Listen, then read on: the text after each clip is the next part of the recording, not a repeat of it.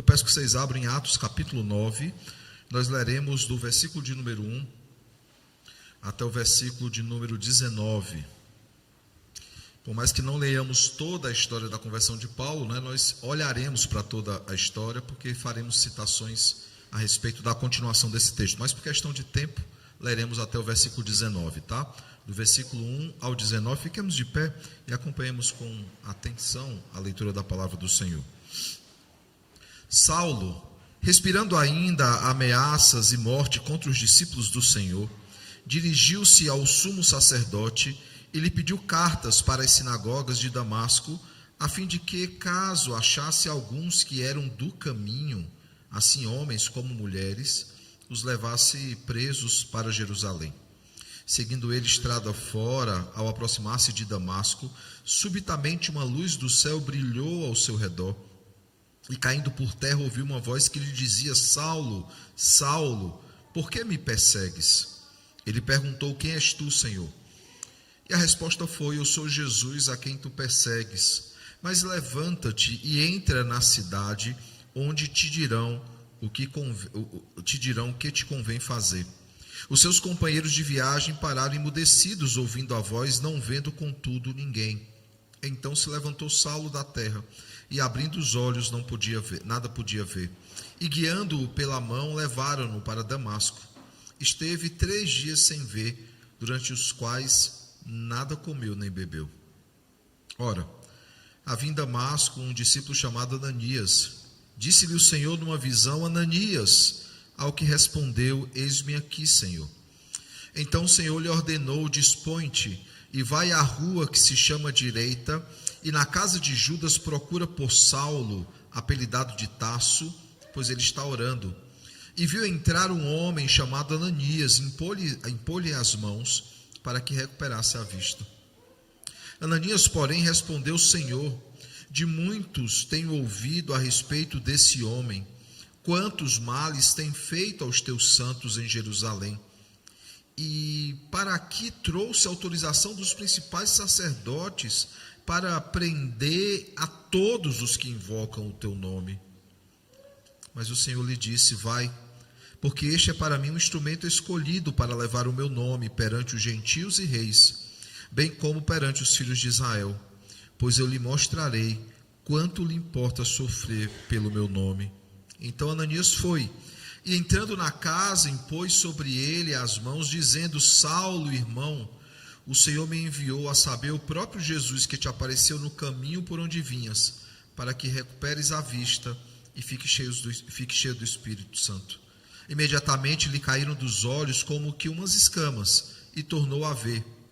A seguir levantou-se e foi batizado.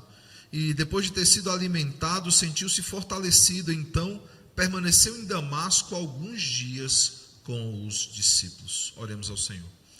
Santíssimo Deus, maravilhoso Pai, te damos graças, Deus, pela tua palavra que acabamos de ler. Por essa cena maravilhosa, Pai, onde vemos que o poder do Evangelho pode transformar qualquer um, até o pior perseguidor da igreja. Que de fato, Pai, esse Evangelho, Senhor, seja a nossa principal arma num mundo, Pai, que necessita tanto desse Evangelho.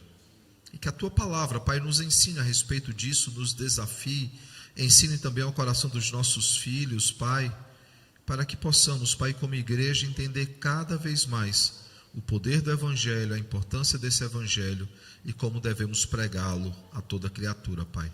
É no nome de Jesus que nós te oramos e também te agradecemos. Amém. Poder sentar, irmãos.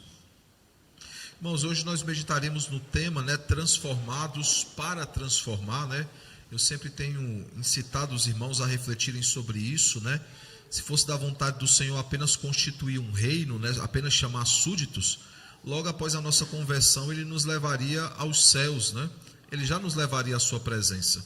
Mas ele não quer apenas constituir um reino, Ele quer fazer isso por meio do seu próprio reino, por meio dos seus próprios súditos, e ele nos mantém aqui para que preguemos o Evangelho a toda criatura. Hoje nós veremos a história do principal perseguidor da igreja até aquele momento e de como ele foi transformado em perseguido por causa da igreja. Mas antes disso, lembrando que no sermão passado nós olhamos para a vida de Moisés. E olharmos então para a vida de Moisés, nós meditamos sobre aquele descontentamento santo que precisa alimentar os nossos corações, precisa inquietar os nossos corações como inquietou o coração de Moisés, e para que possamos cumprir o chamado e não apenas nos inquietar, mas também aprendemos que o Senhor não apenas inquieta os nossos corações, mas Ele nos capacita para o chamado e Ele nos usa como instrumentos. Foi isso exatamente que aconteceu na vida de Moisés. E nós aprendemos então 3 lições importantíssimas. A primeira delas é que é preciso lembrar que Ele inquieta os nossos corações. Aquele sentimento que temos muitas vezes de querer pregar o evangelho para alguém, de fazer diferença nesse mundo, esse sentimento, essa inquietação, esse descontentamento santo, é o próprio Deus nos inquietando para que cumpramos a sua vontade e vivamos o evangelho, preguemos o evangelho para aqueles que estão ao nosso redor. Quando lembramos disso, que Ele inquieta os nossos corações, nós nos lembramos que Ele nos dá um profundo descontentamento santo, né? Esse descontentamento santo que nos tira o sono, até que façamos algo pelo reino. E se por acaso você tem dormido tranquilamente à noite, sem se preocupar com as pessoas que você conhece, sem se preocupar em pregar o evangelho para essas pessoas, algo está muito errado. Porque o nosso coração ele se inquieta com isso. Assim como os anjos desejavam pregar o evangelho, e essa missão recaiu sobre a igreja, nós desejamos pregar o evangelho não como esperando o resultado da conversão. O nosso papel não é converter ninguém. O nosso papel é pregar o evangelho, porque isso glorifica a Deus e esse é o fim principal do homem. Nós glorificamos a Deus em todo o tempo, em todo lugar, a cada instante, mesmo que de alguma forma sobrenatural nos chegasse a notícia de que a medida dos eleitos já havia sido completada e ninguém mais se converteria, ainda assim nós anunciaremos o evangelho, porque faz parte da nossa identidade, faz parte daquilo que nós somos. Nós anunciamos a morte de Cristo até que Ele venha. Segundo lugar, irmãos, nós aprendemos que é preciso lembrar que Ele nos capacita para o chamado, e ao dizer isso, nós somos lembrados que Ele coloca em nossas mãos dons e talentos que serão usados na missão para cumprir o chamado. Lembra, irmãos, que a pergunta que Deus faz a Moisés, né? Moisés, o que é isso que você tem na mão? E ele tinha um cajado de pastor, essa era a profissão dele. Ele cuidava dos rebanhos do seu sogro. E é exatamente aquela ferramenta, aquele instrumento de trabalho de Moisés que Deus usa para libertar o seu povo e conduzir o seu povo até a terra que Ele havia prometido. Basta lembrar que aquele cajado, aquele bordão, foi usado em vários momentos, né? Em vários momentos, não apenas no Egito, fora do Egito, para abrir o mar e tantas outras coisas que o Senhor operou. Claro, por um mero instrumento, poderia ter operado sem aquela vara, óbvio. Mas a forma como Ele ensina a Moisés, as ferramentas você já tem nas mãos já. E nós já temos essas ferramentas, irmãos. Os dons e talentos que o Senhor nos deu não é para a nossa riqueza, para construir uma carreira nesse mundo, não. É para a glória dEle, para ser usado para a glória dEle. Terceiro, nós fomos lembrados também que Ele nos usa como instrumentos nas mãos do Redentor. E Ele faz isso, irmãos, apesar dos nossos pecados, apesar das nossas limitações ou inseguranças, porque Moisés era bem inseguro. Ele começou a levantar uma série de dificuldades. E o Senhor foi derrubando uma a uma e provendo a cada um dos aspectos levantados por Ele, solução. Isso nos lembra, irmãos, que Ele age em nós, Ele age através de nós e Ele o faz para a sua glória. A pergunta, então, que ficou para a nossa reflexão de 2 semanas, né? Tivemos aí 2 semanas, domingo passado eu estive em Marília, pregando no aniversário da igreja onde o reverendo Tiago está como pastor, né? 2 semanas para pensar sobre isso, né? O que é que te inquieta, né? O que é que tira o teu sono? Como anunciado, hoje nós falaremos então sobre Paulo, né? Nós temos olhado alguns personagens bíblicos, temos olhado a sua história e hoje nós olharemos para a conversão de Paulo, como Deus o chamou para um propósito muito importante, né? Os versos 15 e 16 já deixa isso claro, né? Quando o Senhor falando com Ananias diz, né? Vai, porque este é para mim um instrumento escolhido para levar o meu nome perante os gentios e os reis, bem como perante os filhos de Israel, pois eu lhe mostrarei quanto lhe importa sofrer pelo meu nome.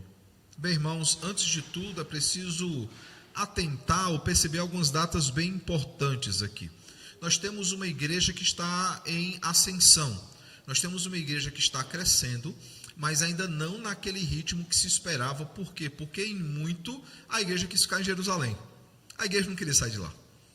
Era o local onde os apóstolos estavam, era o local onde a igreja estava, e eles queriam ficar lá, todos reunidos. E aí vem a perseguição contra a igreja e espalha a igreja pelo mundo todo, né? É aquela questão que eu já sempre tenho repetido, né? A igreja sempre cresceu em contexto de perseguição. É o melhor momento para a igreja crescer, é o momento que a igreja é purificada. Quando a igreja ela não é perseguida, ela baixa a guarda. Quando a igreja ela não é perseguida, ela se acomoda e esquece que há uma guerra que é travada desde o jardim e será concluída na consumação de todas as coisas. E perceba algumas datas então importantes. No ano 33 depois de Cristo, nós temos o início então não da igreja. A igreja para nós aliancistas existe desde o Antigo Testamento. Os nossos primeiros pais foram membros dessa igreja e outros como Abraão e outros da chamada antiga dispensação da aliança, ou antiga aliança, eu prefiro antiga administração da aliança, eles já faziam parte dessa igreja. Mas em Jerusalém inicia um movimento como nós conhecemos chamado cristianismo. E no início então desse movimento nós temos aí o ano 33. O ano 33 é o ano da morte do nosso Senhor. E aí nós temos, 2 anos depois, o evangelho já se espalhando para Samaria, no ano 35. Depois nós teremos aí por volta do ano 40, o evangelho chegando na Judéia. Essa é já a segunda fase, né? A primeira, o início a pré-fase é Jerusalém, a primeira fase nós temos Samaria, a segunda fase nós temos Judéia, e aí então nós temos a terceira, a quarta e a quinta fase desse processo, que são as fases já relacionadas às viagens missionárias. E aí os irmãos vão perceber que para que essas viagens aconteçam, Paulo já estava convertido.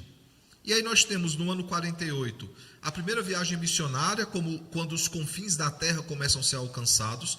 Nós temos a quarta fase, que são a segunda e terceira viagem missionária, os confins da terra ainda sendo alcançados. Aí o ano mais ou menos 52, a primeira viagem missionária foi mais ou menos em 48. E aí nós temos, irmãos, a quinta fase, e aí eu quebro propositalmente com a quarta viagem missionária. Ah, pastor, mas nós crescemos ouvindo que eram 3 viagens. Irmãos, esse número não está na Escritura. Ele está naquelas títulos que a Sociedade Bíblica ela põe. Há um debate muito bom e bem profundo na Bíblia de Genebra, eu até oriento os irmãos que ainda não têm, compre, onde ela vai separar a terceira e a quarta viagem como viagens distintas, sendo a terceira viagem até Jerusalém, e de Jerusalém até Roma, uma quarta viagem missionária, por propósitos serem distintos. O propósito de Paulo, ao sair de Jerusalém, é ir para Roma. Por quê? Porque ele podia ter sido solto em Jerusalém. E ele pede, então, ele recorre a Roma, e a palavra que é dita é essa: se ele não tivesse recorrido a Roma, ele teria sido solto. Por que ele tem que ir para Roma? Porque o Senhor havia ordenado que ele fosse para Roma. Ele sabia que seria preso, ele sabia que sofreria por causa do Evangelho, não apenas por várias coisas que nós vemos durante Atos, mas pela palavra do verso 16, ele vai saber o que é sofrer por causa do meu nome.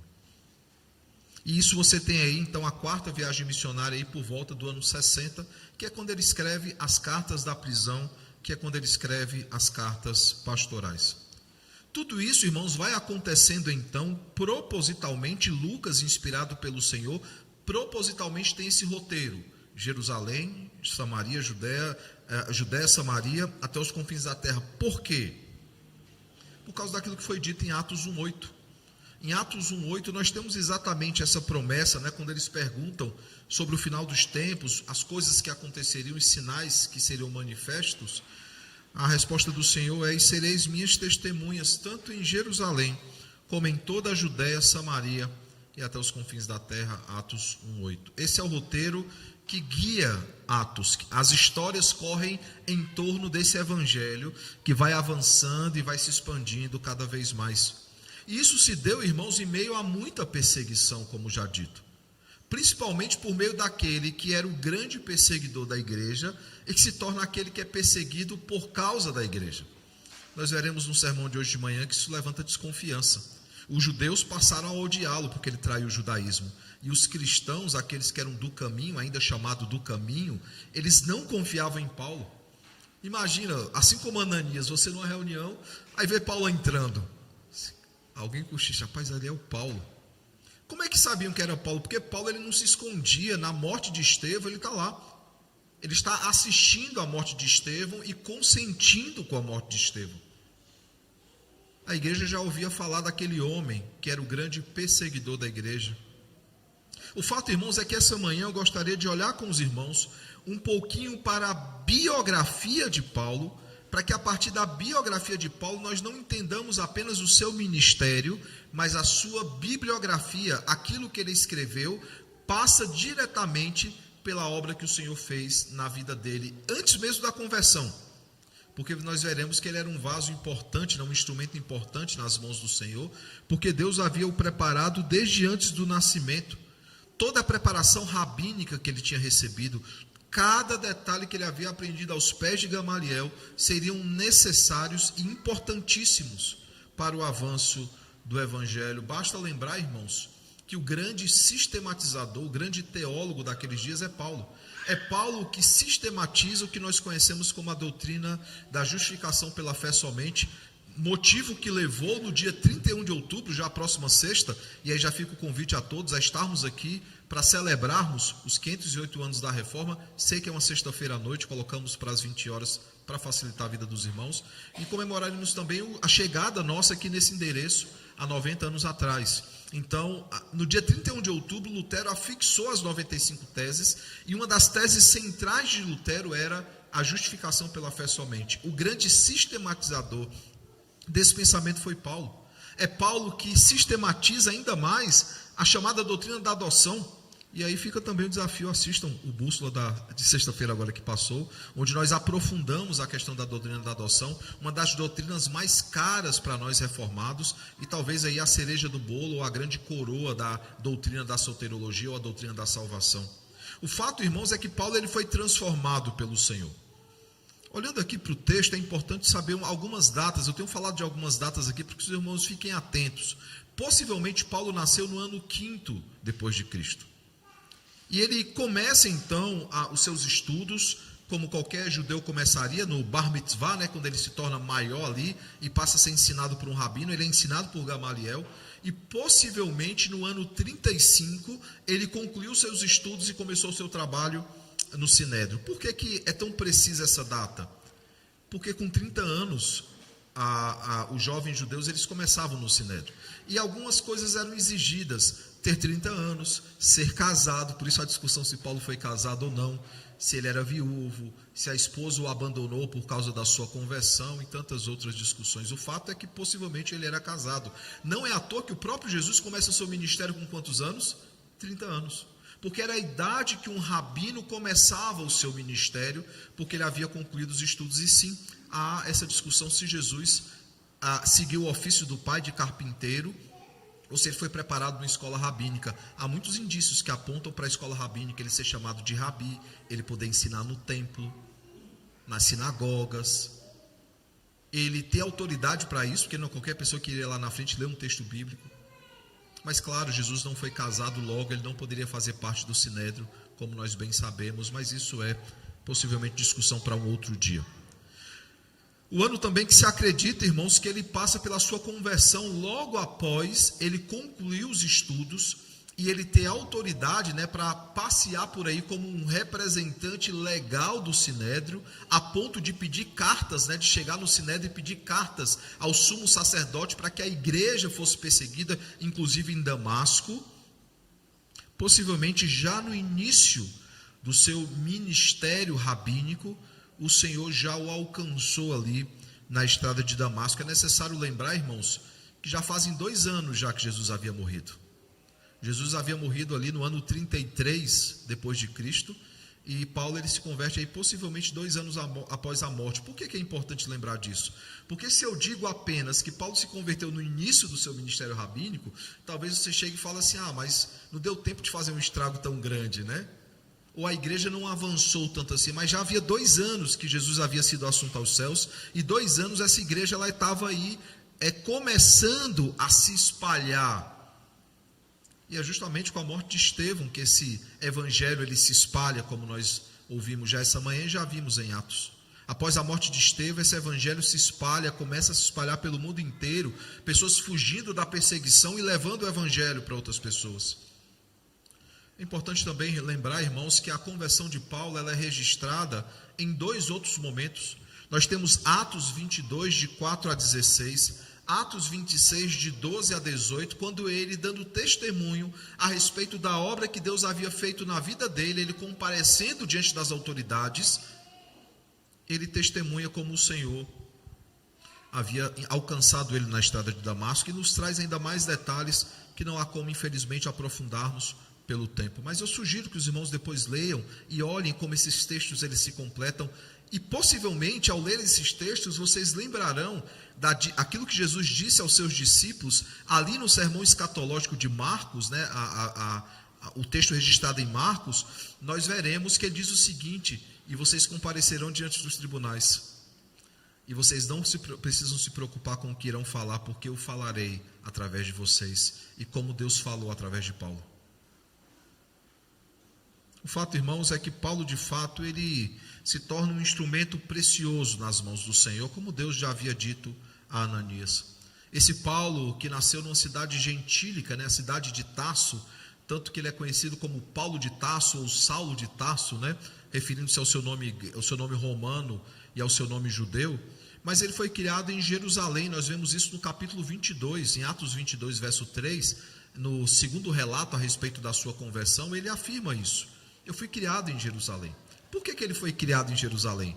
Porque já muito novo ele foi para a escola rabínica, e ele foi criado aos pés de Gamaliel, como ele bem disse: eu fui criado em Jerusalém, aos pés de Gamaliel. Gamaliel é um dos mais notáveis rabinos daquele tempo. Ele é um mestre da lei, ele é um mestre que é acatado por todo o povo. Talvez você não lembre de alguma história sobre Gamaliel, mas deixa eu refrescar sua memória. Em Atos 5, ali no verso de número 34 especificamente, né, nós veremos que os discípulos são levados à presença dos sacerdotes, dos senhores, né, da religião daqueles dias, né, à presença do Sinédrio. E eles pretendem puni-los severamente. E aí Gamaliel se levanta e diz o seguinte: houve um outro movimento da mesma forma, e o próprio movimento ele se desfez. Deixemos que eles continuem e vamos ver até onde vai. É interessante, né, irmãos? Perceba como Gamaliel ele é temente a Deus. Ele falou assim: não vamos contender contra ele para que não corra o risco de estarmos contendendo contra o próprio Deus. O discípulo dele, Paulo, não tem essa conversinha não. Com Paulo era perseguição. Com Paulo não é judeu, traiu o judaísmo, perseguição. Enquanto Gamaliel, na sua moderação e experiência, porque a idade nos traz essa experiência e essa maturidade de olhar para algumas situações e tratar de uma forma diferente, Gamaliel fala assim: não, deixa, o próprio movimento vai provar a si mesmo. Se é do Senhor, vai prosperar. Se não é do Senhor, ele vai se acabar. Paulo, irmãos, ele era um aluno brilhante. Ele era avançado para a sua idade, é isso que Gálatas e Filipenses nos diz, e era um zeloso fariseu. E ele vai deixar isso bem claro, ele e aqueles que falam sobre ele, né? Gálatas 1,14, Filipenses 3,5. E ele executava o papel do mais zeloso representante dos judeus por meio do quê? Da perseguição. Filipenses 3,5, ele vai dizer isso: eu persegui a igreja por zelo ao judaísmo. Como zeloso que eu era, eu entendia que os opositores do judaísmo deveriam ser presos e até mortos. E nós vemos, irmãos, que de fato há violência na sua perseguição. Por quê? Porque em Atos 26, 10 e 11, quando ele conta como ele perseguia a igreja, ele deixa bem claro que era de forma violenta. Ele não se contentava apenas com prisões, quando necessário fosse, também eram aplicadas mortes. Como nós vemos que ele suspirava ou ele gostava daquilo, né? O sentimento é mais ou menos esse, que ele vê a morte de Estevão e aquilo traz alguma espécie de contentamento, mesmo que diabólico e maligno, ao seu coração. Não é à toa, irmãos, que isso o pune a vida inteira, né? Ele sofre por ter perseguido a igreja, por ter perseguido os seus próprios irmãos. Alguns acham que talvez esse seja o espinho na carne que o afligia, a lembrança de como ele havia perseguido seus irmãos, e principalmente a morte de Estevão, que morreu aos seus pés. O objetivo, irmãos, dele era forçar os cristãos a negarem a sua fé e fazerem isso sob pena de prisão e até mesmo morte, lembrando que essa igreja ainda está em Jerusalém. Ele não está perseguindo gentios, ele está perseguindo, acima de tudo, judeus ou ex-judeus. Não sabemos, irmãos, até onde era comum o martírio nessa perseguição. Não há como precisar que de 100 pessoas que ele perseguiu, 80 foram presas, 20 morreram, não há como precisar. Nós só conhecemos o relato de Estevão, né, que morreu aí aos pés de Paulo, como nós vemos em Atos 26, 11, e inclusive no próprio relato da morte de Estevão ali em Atos 7. De forma, irmãos, que a conversão de Paulo faz parte da história da expansão do Evangelho. O Evangelho, ele se expande de Jerusalém até os confins da terra, porque aprove ao Senhor separar de antemão Paulo e convertê-lo para que ele fosse um instrumento valoroso em suas mãos. O Evangelho, irmãos, estava sendo pregado por toda parte, não apenas por meio da vida de Pedro e de outros, mas principalmente por meio da vida de Paulo. Basta depois você comparar Atos 8, 25 e Atos 9, 32, porque é interessante isso, irmãos. Quantos já leram Atos aqui e acompanharam a leitura de Atos, vai parecer que Lucas parou para respirar. Por quê? Porque a igreja vem numa crescente, a história vem numa crescente. Nós temos aí a morte de Estevão, logo depois nós temos Filipe sendo levado para pregar para o eunuco, né, o etíope. E parece que Lucas parou de falar sobre a igreja e volta a sua atenção para quem? Para aquele personagem que havia sido citado rapidamente na morte de Estevão.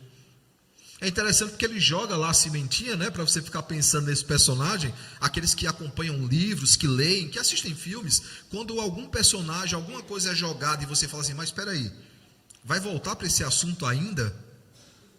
E Lucas, ele volta para o assunto. Por que ele solta?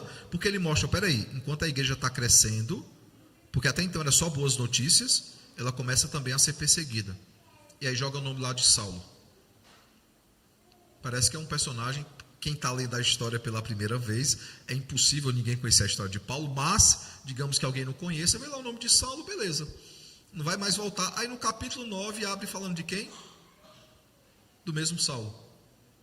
É como se Lucas parasse e voltasse a atenção dele lá para Saulo e falasse assim, vamos falar de Saulo, vamos falar por que ele é importante. Ele não é apenas o grande perseguidor da igreja até aquele momento, ele será o grande perseguido da igreja. Ele vai sofrer na própria vida o evangelho. Ele vai sofrer com algemas, com prisões, com perseguições, com tentativas de assassinato, porque não foi só uma vez que tentaram matar a Paulo. Em Listra e Icônio ali saindo, ele tem que se fingir de morto para que ele seja poupado. Esse Paulo, então, irmãos, ele é apresentado, Lucas, ele interrompe a narrativa para falar sobre a conversão de Paulo e o fim daquela perseguição tão grande à igreja. Perceba, a igreja deixou de ser perseguida, ela não é mais perseguida agora pelo judaísmo propriamente dito. O judaísmo volta a sua atenção para quem? Para Paulo. E quem é que passa a perseguir a igreja agora? O Estado romano, incitado pelos judeus. Mas há um arrefecimento aqui da perseguição. Por quê? Porque o maior perseguidor da igreja havia sido convertido para o evangelho. E aí eu pergunto, quais são as lições então que Lucas, ao registrar a história de Paulo, deseja nos ensinar? O que é que o Senhor quer nos ensinar? A primeira coisa, irmãos, que nós vemos aqui, é que Paulo ele foi chamado por Deus antes do seu nascimento. O verso 11 ao verso de número 6 mostra claramente essa importância. Veja o verso 11 e 12. Dispõe-te e vai à rua que se chama Direita, e na casa de Judas procura por Saulo, apelidado de Tarso, pois ele está orando e viu entrar um homem chamado Ananias, e impor-lhe as mãos para que recuperasse a vista. Ou seja, Ananias, vai lá, porque eu já disse para ele que você está indo. E aí ele tinha medo de Paulo, né? Ananias, claro, muito medo. Ele diz o seguinte: Senhor, de muitos tenho ouvido a respeito desse homem, quantos males tem feito aos teus santos em Jerusalém, e para aqui trouxe a autorização dos principais sacerdotes para prender a todos os que invocam o teu nome. E é interessante, né, quando Jesus ele encontra com Paulo, ele fala: Paulo, por que me persegues? Mas quem está falando? É o Senhor aqui é Jesus, a quem você persegue. Perceba que o noivo, como um bom protetor da sua noiva, está dizendo o seguinte: ao perseguir a igreja, o meu corpo, você não está perseguindo a igreja, você está perseguindo a mim mesmo. Por isso que ele fala, aqueles que invocam o teu nome. Ele está falando aqui com quem? Com quem que o Ananias está conversando? Com o próprio Cristo. Porque qual é o nome que é invocado para que a pessoa seja transformada? O nome de Cristo. E aí nós vemos então que diz isso, verso 15 e 16, vai porque este é para mim um instrumento escolhido para levar o meu nome perante os gentios e reis, bem como perante os filhos de Israel, pois eu lhe mostrarei quanto lhe importa sofrer pelo meu nome. Aqui Cristo também falando a Ananias. Por que nós podemos chegar à conclusão de que Paulo ele foi chamado antes mesmo do seu nascimento? Porque Deus ele não está tentando a sorte. Deus ele não está se atualizando às coisas que vão acontecendo. O seu decreto ele acontece para todos e com todos antes da fundação do mundo. Antes da fundação do mundo ele já deixou posta como a história aconteceria. De forma que Paulo ele não é chamado naquele momento em Damasco, ou Cristo decide que a partir daquele momento Saulo passa a ser importante, não. O nascimento dele, a criação dele em Jerusalém, aos pés de Gamaliel, tudo isso é da parte do Senhor para que ele seja preparado pelo Senhor para uma obra excelente.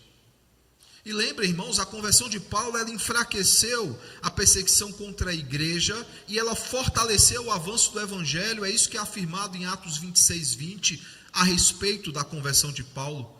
E ajuda no propósito de Deus em cumprir a sua promessa de Atos 1, 8. Isso foi preparado pelo Senhor, quando o Senhor diz, o evangelho vai avançar de Jerusalém até os confins da terra. É óbvio que Paulo já está nesse plano eterno do Senhor. De forma, irmãos, que ele é chamado, assim como todos nós o fomos, antes da fundação do mundo. Nós fomos eleitos de antemão, nós fomos preparados pelo Senhor para a conversão, nós fomos adotados como filhos antes da fundação do mundo. É isso que Efésios 1 afirma para todos nós, a partir do verso 3 e tantos outros textos. De forma, irmãos, que nós estamos aqui essa manhã porque Deus quis que aqui estivéssemos. E Ele nos chama para uma missão sublime antes mesmo de nós nascermos. Cada dom, cada talento que nós temos, não é para nós sermos produtivos ou sermos bem-sucedidos nessa vida. Cada detalhe que o Senhor colocou na sua vida é para ser usado para a glória dEle.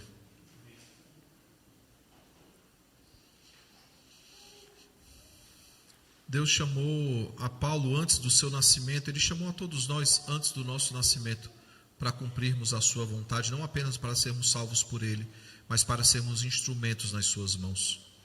Segunda coisa, irmãos, Paulo ele foi transformado por Deus na estrada de Damasco. Veja que ele não é apenas chamado pelo Senhor antes do nascimento, há um momento pontual onde Deus trata com a vida de Paulo. E por questão de tempo, como já dissemos, nós não temos como olhar até o verso 31, versículo 31, que talvez conseguíssemos entender mais o que acontece com a igreja, mas permitam-me resumir rapidamente o que é que acontece do verso 17 até o verso 30. No verso 17, Ananias então impôs as mãos sobre a cabeça de Paulo e explicou para Paulo o que havia acontecido. E aí nós vemos que ele volta então a ver. Ele é batizado, ali é o momento singular da sua conversão. E aí o que é que acontece depois? Verso 19, 25 e 26, ele está então com os discípulos de Jesus. São os apóstolos? Não, há uma menção clara aos apóstolos mais à frente, tá? E no verso 20, ele prega então o evangelho nas sinagogas. Lembrando que ele tem autoridade para ensinar nas sinagogas, porque ele tem a carteirinha, né? Ele tem a autorização para isso. O que é que o verso 21 diz? Isso causou espanto nos judeus. Causou espanto nos judeus por duas coisas. Primeiro, é Paulo ali, o menino de ouro do judaísmo, o grande aluno de Gamaliel, aquele sobre que se repousava uma grande expectativa do avanço do judaísmo no mundo.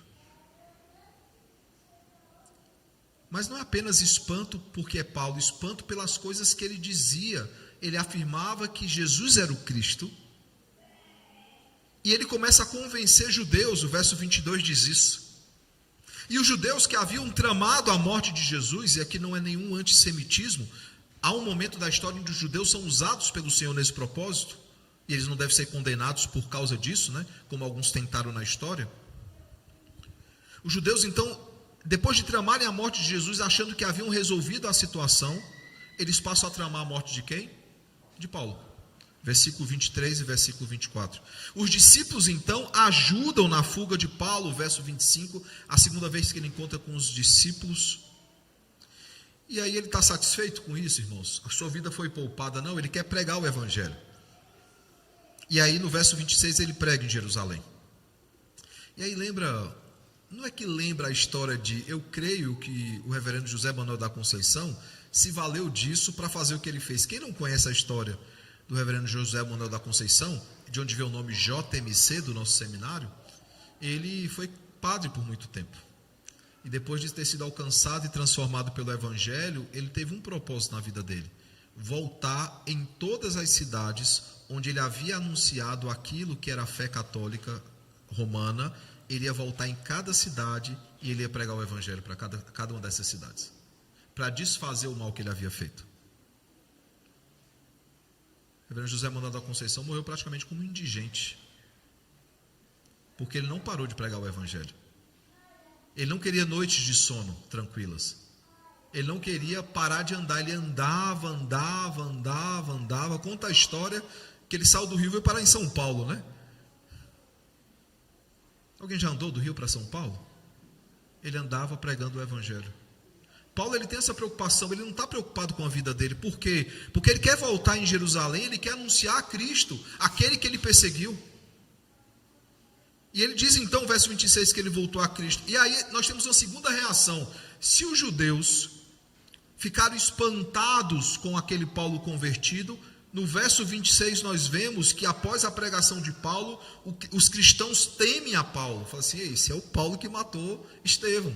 Não tem muito tempo não, uns dias aí atrás ele matou Estevão aqui em Jerusalém mesmo. E aí Barnabé leva então Paulo até os apóstolos, verso 27.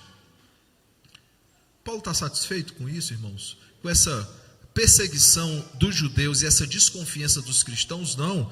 No verso 28 e 29 ele vai então pregar aos helenistas em Jerusalém, ou seja, gentios.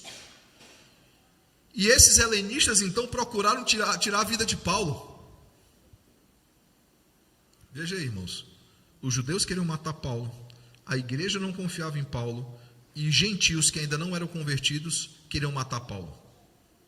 E aí ele precisa finalmente fugir para Tarso, onde acredita-se algumas coisas. Isso é o verso 30, né? Acredita-se que durante 11 anos ele ficou em Tarso, e durante esses 11 anos que ele ficou em Tarso, ele não apenas esteve lá sendo guardado pelo Senhor, mas ele tirou esse tempo para formular aquilo que nós conhecemos como a doutrina da justificação pela fé somente.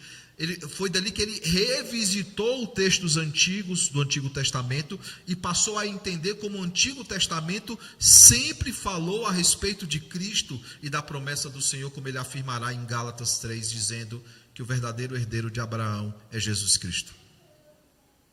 E acredita-se que o próprio Cristo ensinou a Paulo e tratou com ele. Por isso que quando ele fala da ceia, ele diz, porque eu recebi do Senhor o que eu também vos entreguei. Veja, irmãos, que a conversão e a transformação de Paulo, ela é impressionante. De como Deus rapidamente usa a vida do seu servo e como ele tem a preocupação de pregar o evangelho o tempo todo. Se as pessoas não querem ouvir, ele vai e prega para outro público. Logo depois dele ter sido batizado, irmãos, ele já começou a pregar o evangelho em todo lugar. Alguém pode dizer, mas ele tinha as ferramentas já necessárias, ele era um rabino de formação, ele conhecia as escrituras. Mas, irmãos, não é só sobre o conteúdo, é sobre a disposição. Ele estava sendo perseguido, as pessoas queriam matá-lo, ele estava fugindo de um lugar para outro. Quer outro exemplo? Atos 17. Ele vai lá, ele prega em Tessalônica, ele precisa fugir de lá porque as pessoas querem matar a Paulo. Ele já havia sido preso em Filipos já, em Atos 16. Aí o que é que ele faz? Ele vai para Bereia, ele se esconde. Ele prega o evangelho lá também. E aí precisa fugir de novo. Atos é a história do evangelho que avança, da igreja que é perseguida, e de um Paulo que foge para salvar a própria vida, mas não se furta de pregar o evangelho. Porque ele podia se esconder e dizer, eu vou escrever cartas aqui de onde eu estou, e essas cartas vão avançar. Ou ele poderia não ter ido para Roma, mas gentilmente ele se entrega por sacrifício, porque foi isso que o Senhor fez por nós. Mesmo diante da morte, voluntariamente, ele se entregou por sacrifício pelos nossos pecados. E Paulo, ele quer pregar o evangelho o tempo todo. mesmo que isso custe a sua própria vida, como de fato custou. Terceiro e último, ele não é apenas chamado antes do nascimento pelo Senhor, ele não é apenas transformado pelo Senhor na estrada de Damasco, ele é usado por Deus após a sua conversão. Nós já vimos isso acontecendo no segundo ponto. Mas perceba, irmãos, como já dito, Atos 9, 1 a 19, Atos 22, 4 a 21, Atos 26, 12 a 23, relata a conversão de Paulo e de como Deus falou com ele, de como Deus tratou com ele, e passa então a ser usado pelo Senhor para a pregação do Evangelho. Como já vimos, irmãos, no ponto anterior, Paulo ele pregou aos judeus, Paulo ele pregou à igreja, Paulo ele pregou aos helenistas, mesmo sofrendo oposição, mesmo sofrendo perseguição, ameaças de morte por causa disso, ele prega o Evangelho. Mas é uma coisa interessante, irmãos, que precisa ser discutida nesse texto. Mesmo tendo sido ensinado aos pés de Gamaliel, mesmo sabendo tudo sobre o Antigo Testamento, irmãos, ele precisava conhecer mais sobre Jesus para pregar a respeito dele. Claro que a convivência com os discípulos e também com os apóstolos, bem como com o próprio Cristo, como já dito, ajudou nesse processo. Deus ele vai levantando pessoas e o próprio Cristo trata com ele para que ele faça as ligações e as conexões necessárias para entender que o Cristo veio morrer na cruz pelos nossos pecados. Qual o saldo disso, irmãos? Veja o versículo 31, que é a conclusão dessa história, né? Diz o seguinte: a igreja, na verdade, tinha paz por toda a Judéia, Galiléia e Samaria, edificando-se e caminhando no temor do Senhor e no conforto do Espírito Santo, crescia em número. Vocês forem acompanhando essa expressão que ela crescia em número, Lucas usa várias vezes. Por exemplo, a resolução de Jerusalém, Atos 15, e a igreja crescia em número. Mas parece que com a perseguição lá de Estevão e a morte de Estevão, parece aos desavisados que essa expressão não se repetiria mais. Mas aí nós vemos Deus transformando o perseguidor em perseguido. E a igreja volta a crescer. E ela cresce em número. E ela está em paz. Ela está em unidade. Ela cresce na verdade. Esse é o saldo, irmãos. Deus, como Deus usou a vida de Paulo, Paulo é o maior produtor de cartas do Novo Testamento. Já falei para os irmãos que ele não é o maior escritor do Novo Testamento, porque Lucas possivelmente é o maior escritor, dada a quantidade de versículos, capítulos que não existem no texto original, mas a quantidade de escrito corrido, né? Evangelho de Lucas e Atos dos Apóstolos juntos, em quantidade de escritos, são maiores do que as cartas juntas. Aí entra a discussão de Hebreus, né? Mas não vai entrar nessa discussão não. Mas não há como negar que ele é o maior produtor de cartas. Não há como negar que igrejas que ele plantou e igrejas que ele não plantou foram edificadas por meio dessas cartas. Não há como negar que há teologias que são mais claras por meio dessas cartas.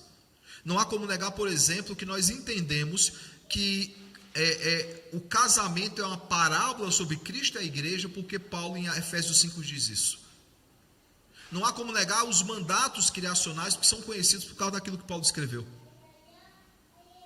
Deus usou profundamente a vida do seu servo após a sua conversão, e ele só parou de escrever quando ele foi oferecido por libação, como ele diz em 2 Timóteo 2. Senão ele continuaria escrevendo.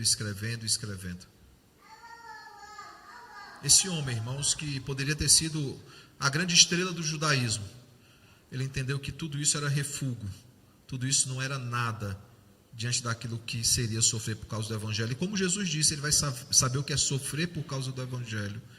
Ele de fato soube o que era sofrer por causa do Evangelho, e ele foi profundamente usado por Deus. Eu pergunto então, que aplicações nós podemos tirar do texto de hoje, desse Paulo que foi chamado antes do seu nascimento, que foi transformado em Damasco e que foi usado por Deus após a sua conversão? Primeira coisa, lembremos que Deus ele nos chamou para a sua obra. Quando? Antes mesmo de nascermos, irmãos, ele nos vocacionou de forma eficaz para a salvação e para o serviço. Lembre que há dois aspectos na nossa vocação. Nós fomos vocacionados para a salvação, mas nós também fomos vocacionados para o serviço, Por isso que o Senhor não nos leva logo após a nossa conversão. Ele nos mantém aqui para nos usarmos como instrumentos nas suas mãos. É o Senhor quem nos chama. Paulo ele afirma isso muitas vezes na abertura das suas cartas. Gálatas, por exemplo, eu sou apóstolo não da parte de homens, mas na parte do Senhor. Nós somos servos do Senhor, não da parte de nós mesmos, mas da parte do Senhor. É Ele quem nos chama, é Ele quem nos usa, é Ele quem nos capacita para o serviço. Segundo, irmãos, lembremos que Deus nos transformou para a obra, quando Ele nos transportou das trevas para a sua maravilhosa luz, e ao fazer isso, irmãos, Ele nos usa como luz nessa terra, como farol para os povos. É interessante, né? Isso é um eco de outras passagens, claro, como o próprio escrito de João, mas é um eco, irmãos, ali de Isaías capítulo 9, né? E aqueles que andavam em trevas viram maravilhosa luz. Nós somos luz nesse mundo, irmãos. Nós somos um luzeiro que não pode se apagar e nem pode se esconder, né? Ele não pode ser escondido em canto algum, ele tem que brilhar. Ele nos tirou das trevas para a sua maravilhosa luz, para que sejamos luz nesse mundo, para que sejamos um farol nesse mundo. Um mundo que precisa tanto desse evangelho. Nós não podemos nos acomodar, irmãos, como os judeus o fizeram com Jerusalém, pegando a analogia. Nós não podemos nos contentar com Pinheiros ou com a rua Arthur de Azevedo ou com esse lugar. Lá fora é o nosso campo missionário, é lá que nós precisamos ser luz e pregar o evangelho. Custe o que custar, irmãos. Para Paulo custou muita coisa, inclusive a sua liberdade e a sua própria vida. Mas havia no seu coração um profundo contentamento diante disso, quando ele diz: estar com Cristo é infinitamente melhor. Por isso que morrer era lucro para ele, era vitória. Por quê? Porque ele estaria com o Senhor finalmente. Terceira e última coisa, irmãos, precisamos lembrar que Ele nos chamou para a obra, Ele nos transformou para a obra. Precisamos lembrar que Deus Ele nos capacitou para a obra, nos ensinando a sua palavra e colocando em nossos lábios, irmãos, a mensagem que devemos pregar, fazendo menção àquilo que Jesus havia prometido ao seu povo e a todos nós ali no sermão profético ou escatológico, quando Ele diz: vocês não precisam se preocupar com o que será dito, eu falarei através de vocês. Moisés chega e fala assim: eu sou pesado de língua, eu não consigo falar. Moisés, você é só um instrumento. Nós somos apenas um instrumento, irmãos. Não pense que você precisa fazer um curso teológico para evangelizar alguém. Você precisa estudar a Escritura. Claro que a igreja tem dado aí ferramentas, né, capacitações, para que você possa se aprofundar cada vez mais. E todo crente tem que ser um teólogo, no sentido nato da palavra, de estudar as Escrituras. Mas nós podemos evangelizar, irmãos, da forma mais simples possível. Você só precisa anunciar que há um problema, e esse problema foi resolvido na cruz do Calvário. Dar a má notícia para depois dar a boa notícia, né? Boa notícia sem a preparação da boa notícia não é notícia alguma. Um evangelho hoje que é vendido, né? Deus ama todo mundo, Deus quer o bem de todo mundo. Nós estávamos em guerra contra Ele, éramos inimigos de Deus. É preciso que as pessoas entendam isso, para que elas entendam o real problema.